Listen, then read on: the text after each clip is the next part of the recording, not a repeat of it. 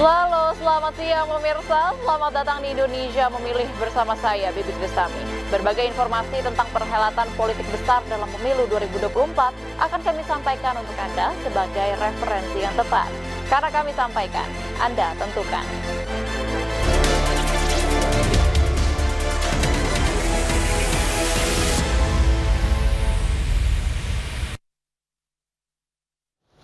Pemirsa, relawan Nusantara Ganjar atau NAGA mendeklarasikan dukungan untuk memenangkan pasangan Ganjar Mahfud di pemilu 2024. Menurut Ganjar, dukungan dari relawan NAGA menjadi energi booster untuk meraih kemenangan Pilpres 2024.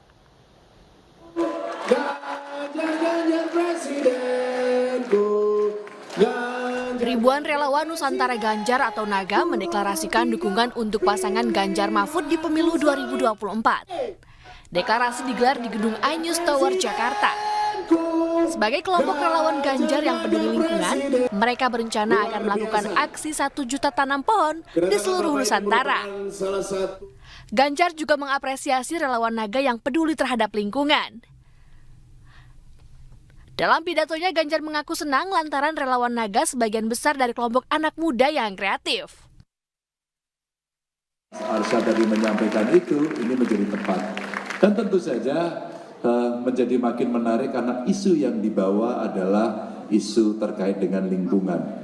Sebuah kepedulian yang ditunjukkan secara konkret karena tadi kurang lebih 1 juta pohon akan ditanam.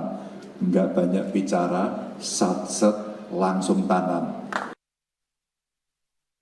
Ganjar menambahkan dukungan dari relawan NAGA menjadi energi booster untuk meraih kemenangan di Pilpres 2024.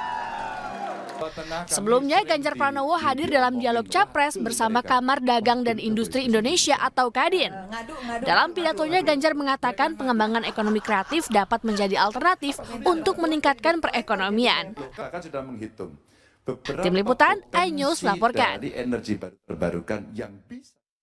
Pemirsa, Cawapres nomor urut 3 Mahfud MD mengunjungi sejumlah pesantren di Kabupaten Sampang, Madura. Mahfud mengaku kedatangannya ke pesantren di Sampang menjadi momen nostalgia saat menjadi santri.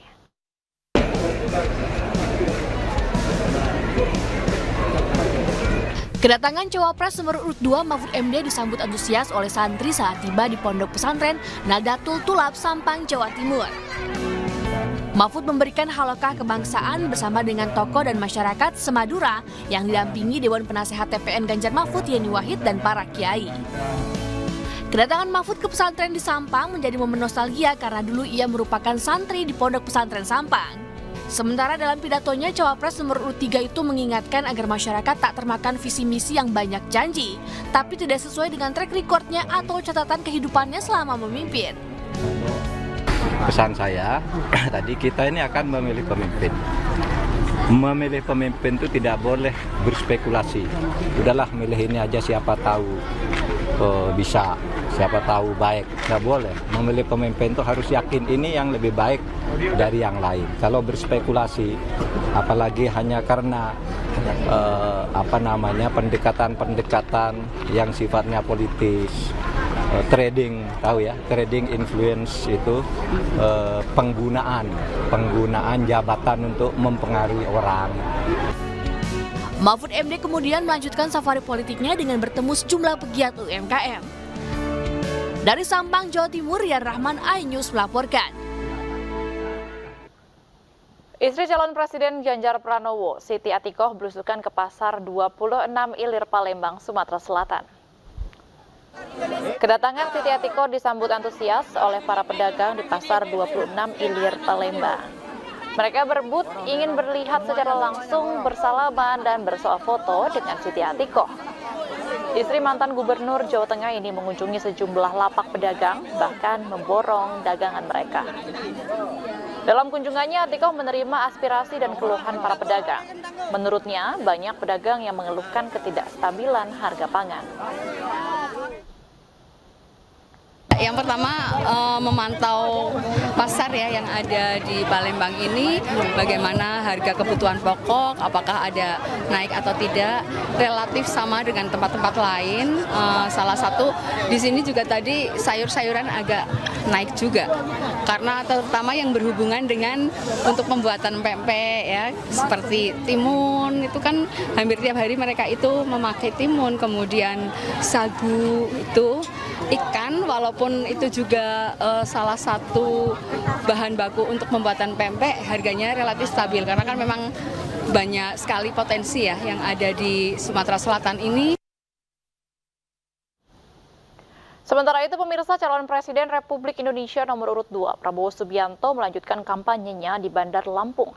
Dalam pidatonya, Prabowo berjanji akan mensejahterakan rakyat dan memberantas kemiskinan di Indonesia.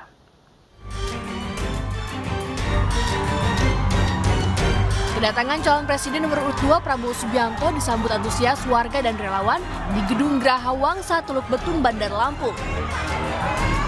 Dalam pidatonya, Prabowo mengajak rakyat Indonesia untuk mendatangi TPS pada 14 Februari mendatang. Prabowo meminta masyarakat untuk memilih presiden dan calon presiden sesuai hati nurani.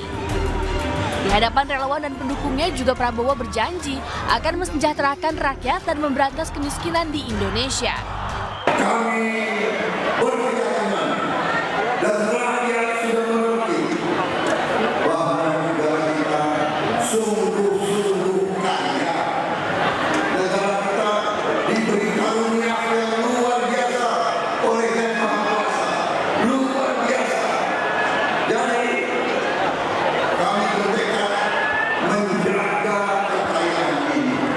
Kami bertekad mengatur kekayaan ini. Kami bertekad mengelola kekayaan ini. Dalam pidatonya, Prabowo juga menyebut akan melanjutkan perjuangan dari Presiden Jokowi dan Presiden SBY untuk menjadikan Indonesia negara yang maju. Dari Bandar Lampung, Andres Afandi, iNews melaporkan. Calon Presiden nomor urut 1 Anies Baswedan mengunjungi Kesultanan Kutai Kartanegara Ing Martadipura. Anies meminta restu kepada Sultan dan warga Tenggarong agar sukses dalam perhelatan Pesta Demokrasi Pilpres mendatang.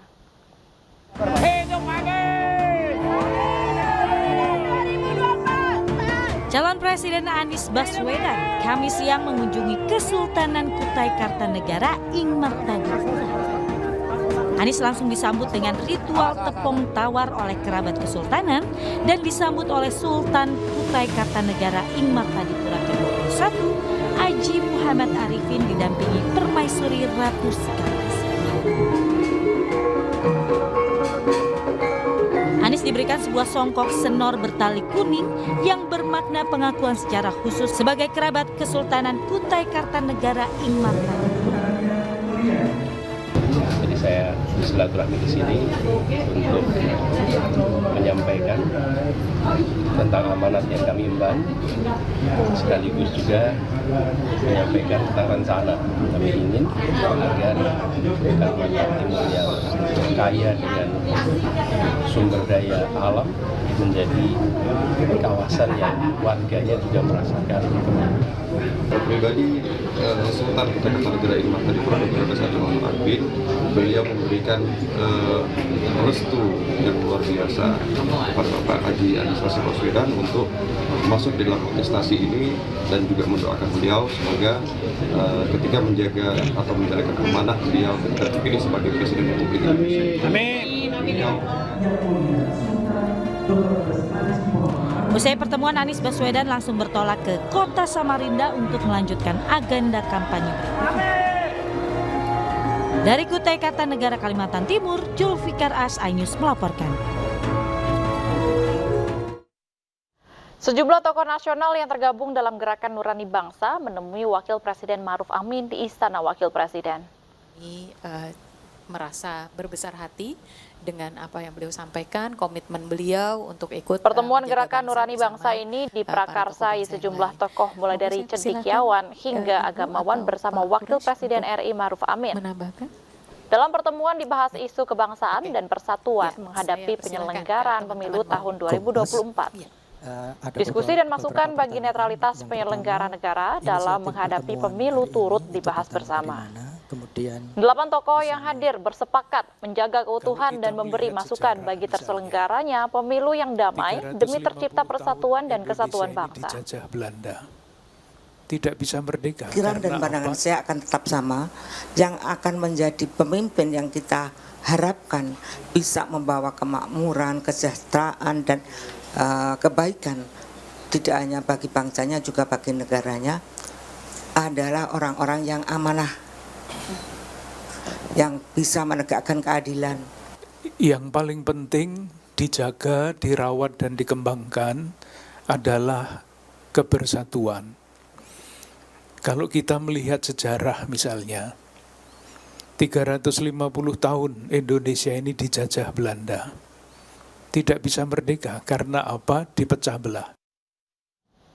Vandalisme terhadap baliho Ganjar Mahfud terekam kamera pemantau posko relawan Ganjar Mahfud di Antasari, Jakarta Selatan.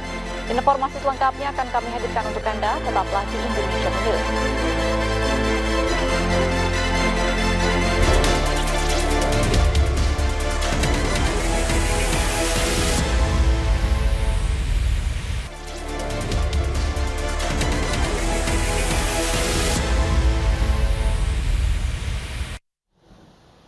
Pemirsa, aksi vandalisme terhadap baliho Ganjar Mahfud terekam kamera pengawas di depan kantor posko relawan di Jalan Pangeran Antasari, Kebayoran Baru, Jakarta Selatan.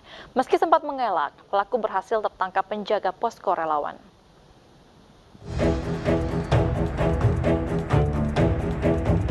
Seorang pria terekam kamera pengawas posko relawan Ganjar Mahfud tengah melakukan aksi coret-coret baliho Capres-Cawapres nomor urut 3 yang terpasang di depan kantor posko relawan di Jalan Antasari, Kebayoran Baru, Jakarta Selatan. Pelaku tak menyadari dirinya diawasi penjaga toko dan beberapa relawan yang berjaga. Oleh petugas yang berjaga, pria tersebut kemudian ditangkap dan diinterogasi. Pelaku ketakutan, tapi tidak bisa lari karena itu udah dekat ya. Dan berkilah bahwa dia kecewa karena daerahnya banyak baliho dan lainnya, itu alasannya ya. Dan dia meminta aku hapus gitu, itunya apa di vandalismenya. Kita terus ikutin ke pom bensin dan itu ada temannya menggunakan kendaraan mobil itu. Peristiwa vandalisme ini telah dilaporkan ke Bawaslu dengan membawa data dan bukti. Dari Jakarta Selatan, dan Hami Sajang Bakti, iNews melaporkan. Heboh di Kabupaten Sukoharjo, Jawa Tengah ditemukan baliho Dandim Sukoharjo bersama Capres-Cawapres Prabowo Gibran. Temuan ini tengah ditindaklanjuti oleh Bawaslu setempat.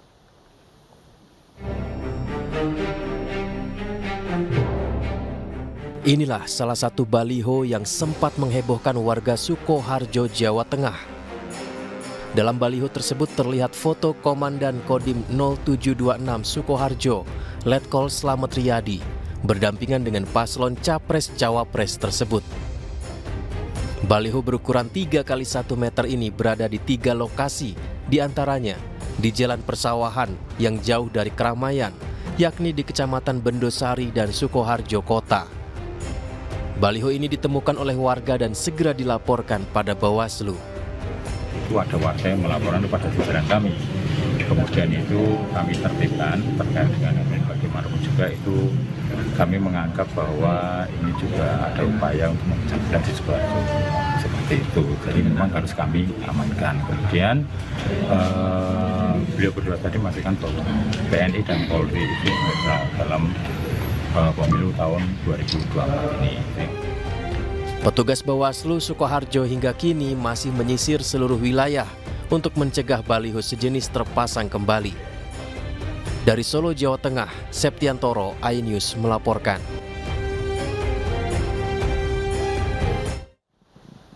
Sementara itu, Komandan Kodim 0726 Sukoharjo Letkol Zeni Slamet Riyadi menegaskan bahwa baliho foto dirinya bersama pasangan Prabowo Gibran merupakan fitnah. Ia menilai pemasangan baliho dilakukan oleh oknum tidak bertanggung jawab dengan tujuan penggiringan opini soal netralitas TNI di pemilu 2024.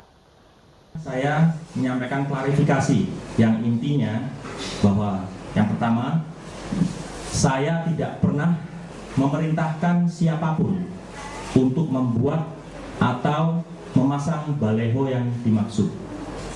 Yang kedua, saya tegaskan bahwa saya beserta anggota jajaran TNI masih tetap memegang teguh netralitas TNI. Dengan adanya temuan tersebut, sepenuhnya saya serahkan kepada Sentra Gakumdu untuk diproses sebagaimana mestinya. Pencatutan foto saya yang disandingkan dengan salah satu paslon capres dan cawapres yang terpampang pada APK spanduk tersebut dilakukan oleh oknum yang tidak bertanggung jawab, dan hal itu jelas merugikan saya pribadi dan institusi TNI maupun TNI Angkatan Darat yang selama ini telah memberikan atensi khusus tentang netralitas TNI dalam pemilu yang merupakan harga mati dan mutlak harus dilakukan. Spanduk atau APK yang ditemukan tersebut adalah fitnah yang ditujukan pada saya dan merupakan hoax dan propaganda negatif yang sengaja diciptakan oleh oknum yang tidak bertanggung jawab untuk mendiskreditkan atau memojokkan institusi TNI dengan tujuan penggiringan opini agar masyarakat meragukan. Pemirsa, Bawaslu terus dalami dugaan pelanggaran kampanye paslon nomor urut 2 yang melibatkan puluhan emak-emak di Balai Desa Tarik, Sidoarjo, Jawa Timur. Bawaslu menyelidiki pejabat daerah yang terlibat serta lokasi milik pemerintah yang digunakan untuk berkampanye.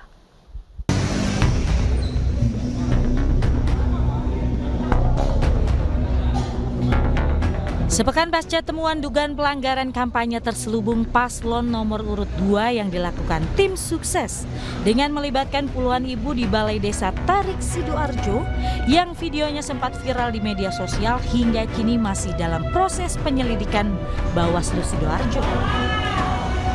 Untuk menentukan dan menyatakan kegiatan tersebut termasuk pelanggaran pemilu, tim Bawaslu Sidoarjo hingga kini masih melakukan pendalaman.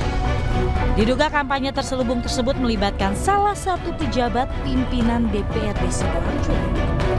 Bawaslu akan memanggil pejabat yang terlibat dan pejabat desa setempat. Kalau ini kita tarik temuan, pasti ada dugaan pelanggarannya. Secara prinsip satu itu. Makanya secara prinsip karena satu itu kita akan sandingkan apakah itu nanti ada dugaan pelanggaran di 282. Menyangkut beberapa pejabat dan seterusnya terkait tindakan yang menguntungkan atau merugikan salah satu peserta pemilu. Sebelumnya aksi dugaan kampanye terselubung tersebut dilakukan pada tanggal 4 Januari dan viral di media sosial. Dari Sidoarjo, Jawa Timur, Pramono Putra, iNews melaporkan. Pemirsa, ratusan surat suara pemilu ditemukan rusak oleh KPU Jakarta Barat. Informasi selengkapnya akan kami hadirkan usai jeda berikut, tetaplah bersama kami.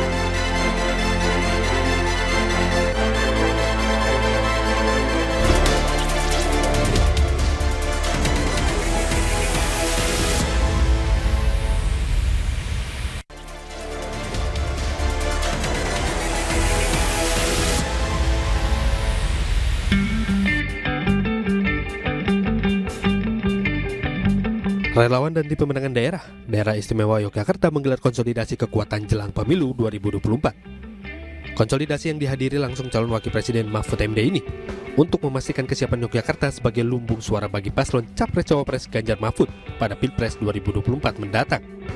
Partai Perindo sebagai partai koalisi akan berjuang untuk mencapai target kemenangan di Yogyakarta.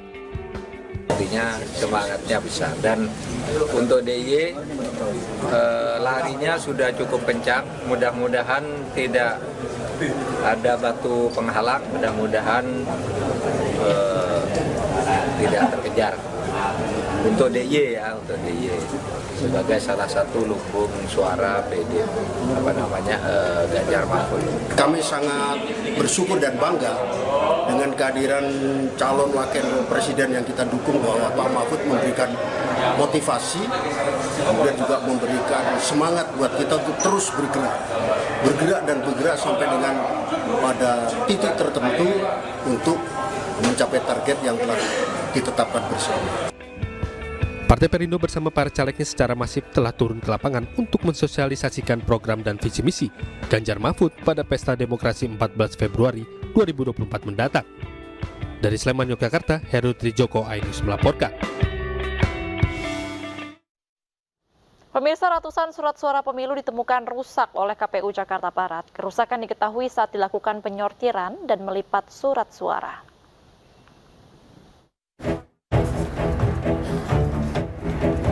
Sebanyak 100 suara ditemukan rusak saat dilakukan penyortiran dan pelipatan oleh KPU Jakarta Barat. Surat suara yang rusak terdiri dari surat suara DPR RI dan DPRD. Pelipatan surat suara digelar di Gelanggang Olahraga Tanjung Duren, Jakarta Barat. Kerusakan terlihat pada warna surat yang tidak merata pada tulisan, kesalahan warna hingga sobek. Baik, tadi malam baru kita sortir ya. Kalau rusak ya seratusan adalah seratusan yang rusak. Jadi rusak itu kategorinya misalnya adalah robek, ya robeknya sudah dari pabrik, terbelah. Kemudian ada lunturan tinta yang tidak bisa mengganggu pemilih dalam memutuskan pilihannya, atau juga ada titik-titik hitam lunturan seperti itu kategori yang tidak bisa digunakan kalau dalam jumlah yang sangat banyak dan mengganggu kemungkinan pilihan pemilih. Dari hasil sortir sementara didapati sebanyak 100 surat suara rusak, di mana nantinya surat suara tersebut akan dipisahkan dan akan disortir kembali. Sementara itu, sortir dan lipatan 1.900.000 surat suara di Jakarta Barat ini akan terus dikebut hingga pekan depan. Dari Jakarta, Miftahul Gani, iNews melaporkan. Dan pemirsa, usai sudah perjumpaan kita di Indonesia Memilih. Jangan lupa tanggal 14 Februari 2024 sama-sama kita sukseskan pemilihan umum untuk Indonesia yang lebih baik. Saya Bibi Kristami mengucapkan terima kasih dan sampai jumpa.